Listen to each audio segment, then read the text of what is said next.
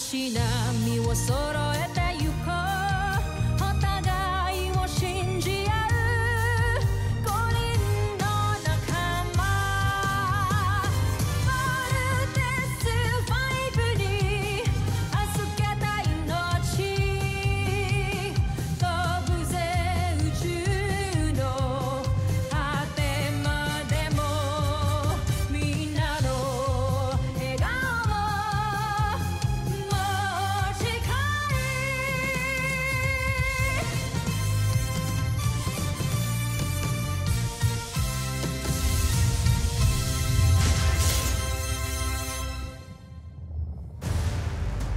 ang nakaraan, The Voltes 5 Legacy.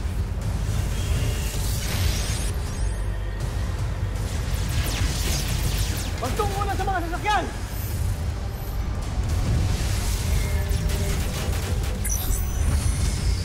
Kailangan mo na kaming iwan.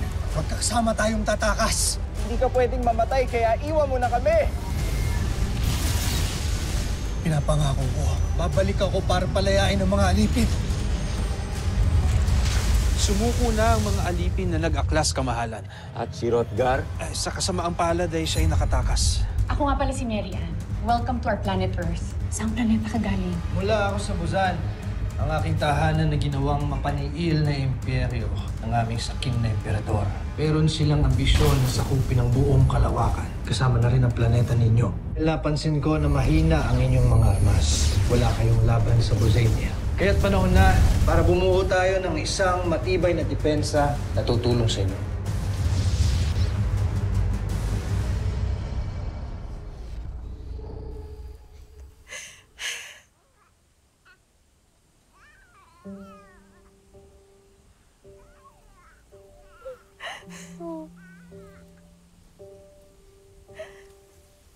Kaawa-awang bata.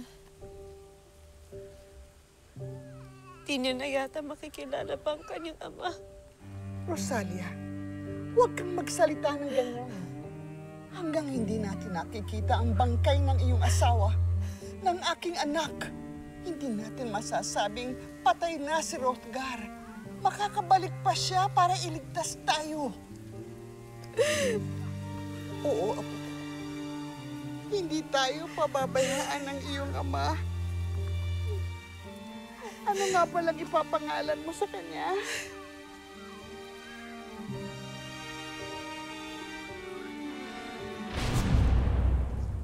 Masaya ka ba? Mahal ko.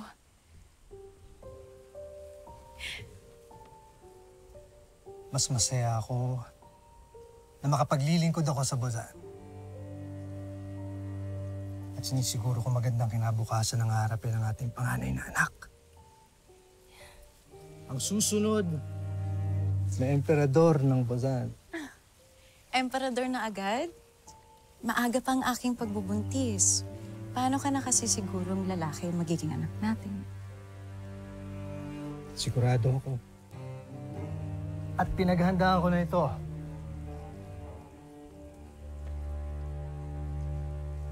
Ito ang pinakaunang sandata niya na gagamitin bilang punong tagapagligtas ng imperyo. Isang punyal na sasagisag ng ating pamilya. Ang kambal na kalapati.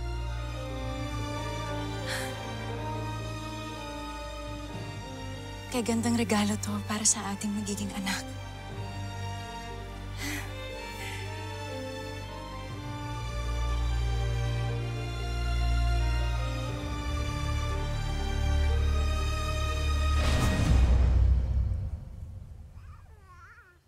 Zardos. Zardos.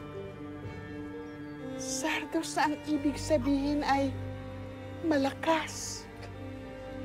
Bagay na bagay sa kanya ang pangalan.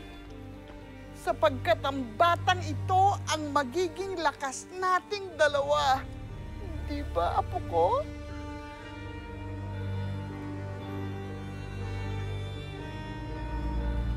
Rosalia? Rosalia? Rosalia, huwag kang antukin. Rosalia, labanan mo yan. Rosalia? Rosalia?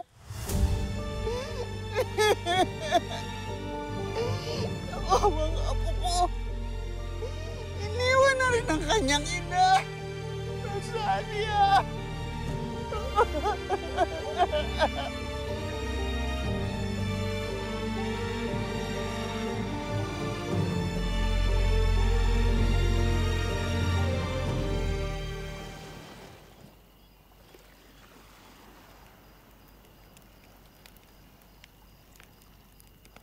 Kung nabubuhay lang siguro yung asawa ko, nanganak na siya ngayon. May mahanap na siguro kami. I'm sorry. Wala ka nang magagawa kundi magsimula ulit. Buuin ulit yung sarili mo. Kalimutan yung masakit mong nakaraan. Tama ka. Patay na si Hrothgar. Ibang nilalang na ako. Ibang tao na taga rito sa mundo ninyo. Tama. Kaya dapat, baguhin natin yung pangalan mo para sa new identity mo. Ano nga bang gusto mong bagong pangalan? Ano ba sa tingin mo ang nababagay sa akin? Malakas ka? Hindi ka tinatamaan ng bala?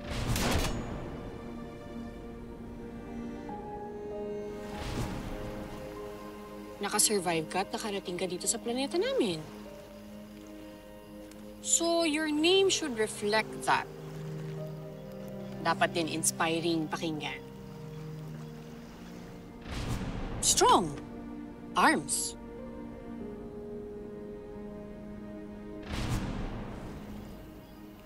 Armstrong. Tama. Ned Armstrong. Ned Armstrong. Pangalan ng namatay kong ama ang Ned. Pasensya ka na kung ipapagamit ko sa'yo, pero kung ayaw mo... Gusto ko. Magandang pangalan. Kaya magmula ngayon, ay yun na ang itatawag ninyo sa akin. Ned Armstrong. Kaya ngayong bago na ang pangalan mo, dapat baguhin na rin natin yung buhok mo. Kailangan mo nang magpagupit.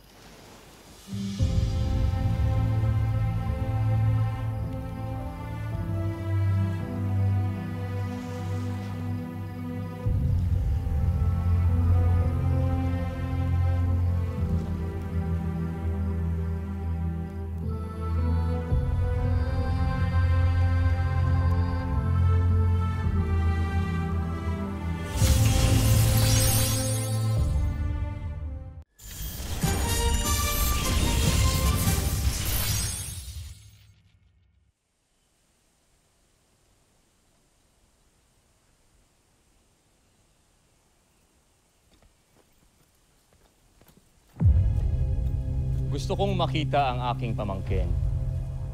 Ano ang kanyang pangalan? Zardos. Zardos, ang anak ng kanyang amang traidor. Ikaw ang tunay na traidor! Baka nakalimutan mong pumapatol ako sa matanda! Ina, kunin mo ang bata. Hindi. Hindi maaari. Huwag. Huwag niyong gawin ito. Huwag niyong kunin sa akin ang apo ko. Nakikiusap ako. Utang na loob. Huwag. Huwag. Fadsa, huwag ka mag-alala. Hindi ako papayag na mauulila ka sa kanya.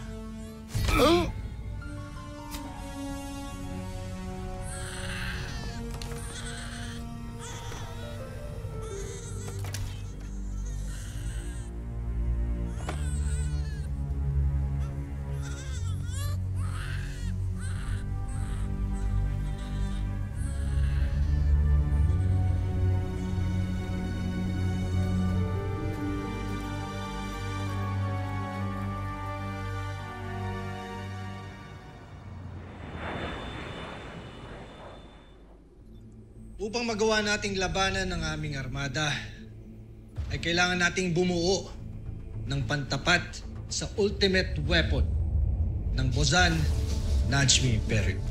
Sa lengguwahe ninyo ay tawagin nating Beast Fighter. Ang Beast Fighters ay ang mga robots with artificial intelligence. Sila ay malakas, bilis. Ginawa sila para mas mapabilis wasakin ang sino mang kalaban ng aming planeta. Kailangan na nating gumawa ng sarili nating fighting robot.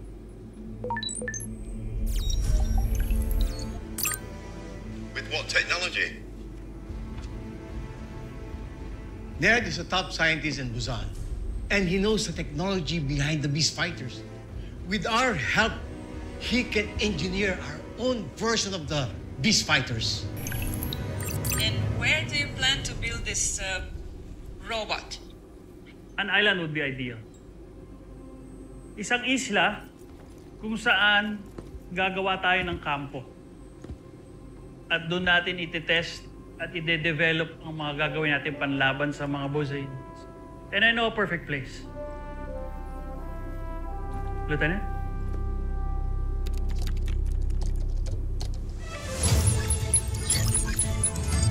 Falcon Island.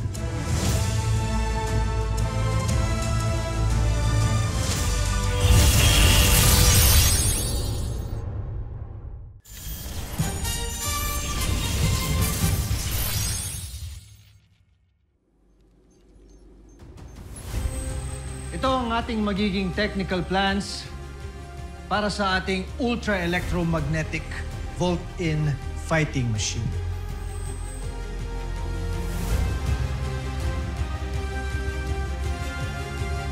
We will call it Voltes. Voltes 5. Voltes 5? Dahil sa 5 sasakyang pandigma na bumubuo sa robot.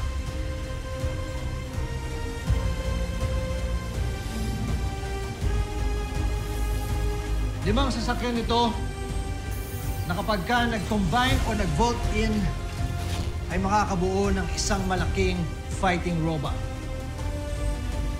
na siyang magliligtas sa planetang Earth.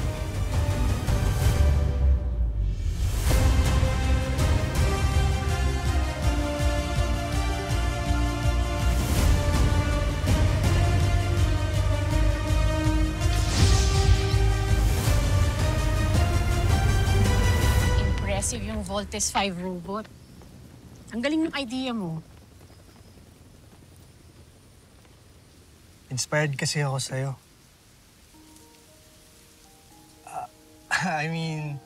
Inspired ako sa mga taong gaya mo na handang ipaglaban ng kanilang mundo. Yun naman talaga yung dahilan kung bakit gusto ko yung tulungan mga taong gaya ni Dr. Smith, si Robinson, lahat ng mga tao dito.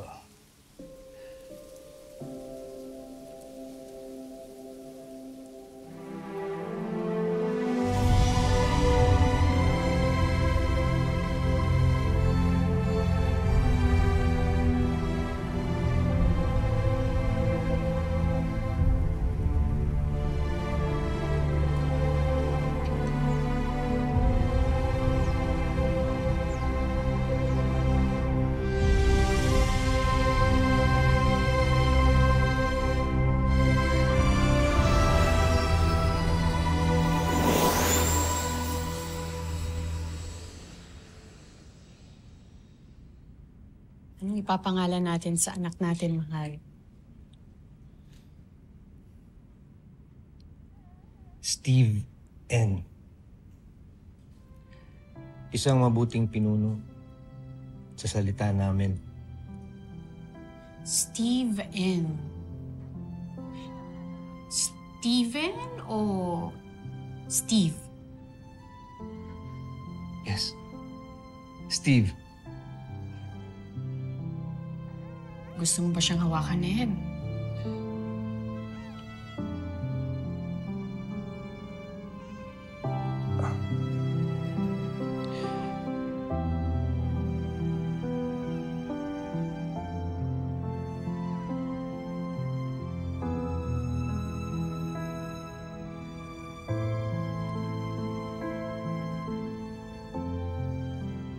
Steve, ipinapangako ko sa inyo ng mama mo na walang mangyayaring masama sa inyo.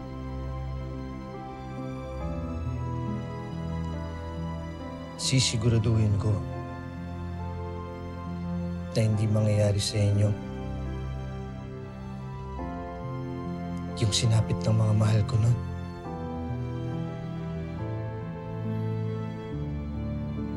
Wala nang masasaktan sa pamilya ko.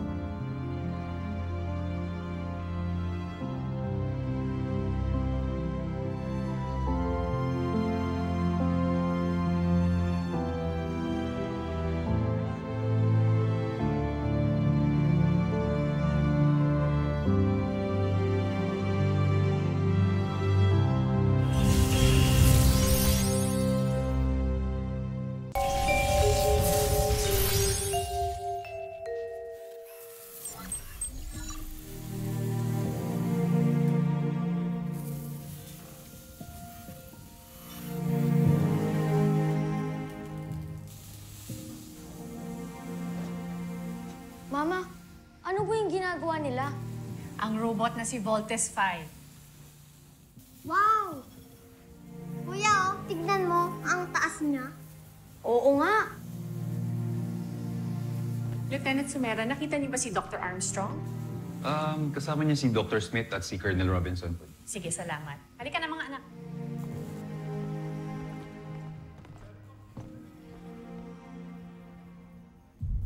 Well, Ned, your ship is finally fixed. Saan ba natin gagamitin ang spaceship na yan? Ito ang gagamitin ko para makabalik ako sa aking pinagawa. May mga pangako pa akong kailangan tuparin. Anong sinabi mo, Ned? Marian, Kailan mo pinaplanong sabihin sa akin ang mga binabalak mo? Kapag nasa ere ka na? Kapag nakaalis ka na?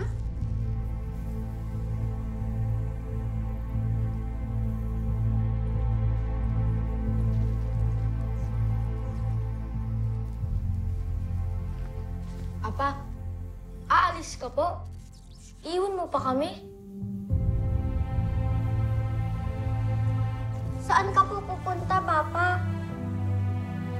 Papa, huwag ka pong aalis. Huwag mo kaming iiwan ni Mama.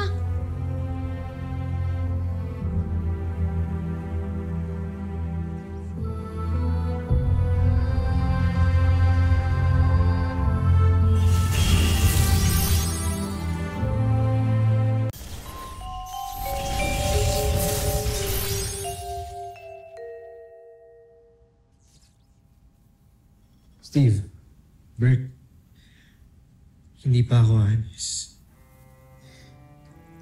Hindi pa sa ngayon. Hihintayin ko muna ng mga anak ang mama mo para makita ko muna ang kapatid ninyo. Pero sa ngayon, kailangan namin mag-usap ng mama mo kaya iwan niyo muna kami sandali, ha? Papa, pwede ho bang tingnan na lang namin yung robot na ginagawa sa kabilang hall? Sige. Go. Yay, tara, kuya! Bilis!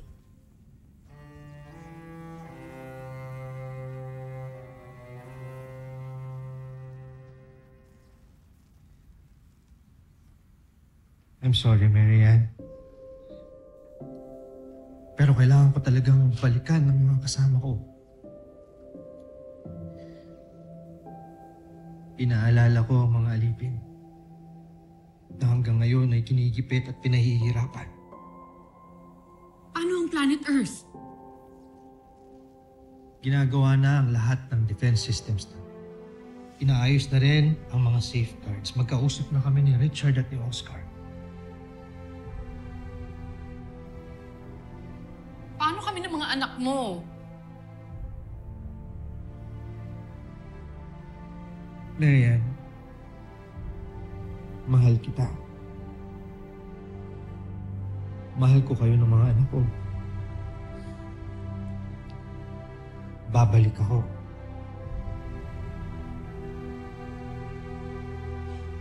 Hindi. Ayoko, natatakot ako. Baka may mangyaring masama sa'yo. Hindi ka aalis. Dito ka lang sa amin. Marian, walang mangyayaring masama sa akin. Pinapangako ko sa'yo. Babalik ako sa'yo. Sa mga anak natin, magiging buo tayo ulit. Ayoko na tuloy manganak. Kasi aalis ka na.